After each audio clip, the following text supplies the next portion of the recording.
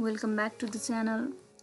Today I'll show how you can make the bar chart with your study site, concentration value and any other value. So first of all you have to add the XY data from here. I've already add it here. You can add XY data here. So here go to your properties layer of your sampling points. So if you go to the symbology, you can see here categories quantity chart. So you can go to the chart. As I want to prepare the bar chart or the column of WQI value.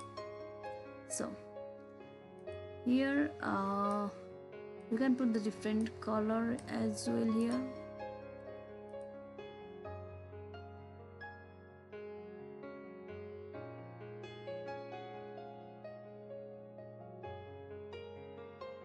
So here for the further setting, can go to your properties here.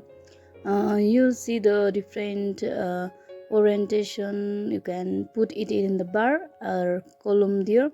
You can change the width or spacing as well. If you have the multiple graph there, bar graph, so you can apply it and you'll see.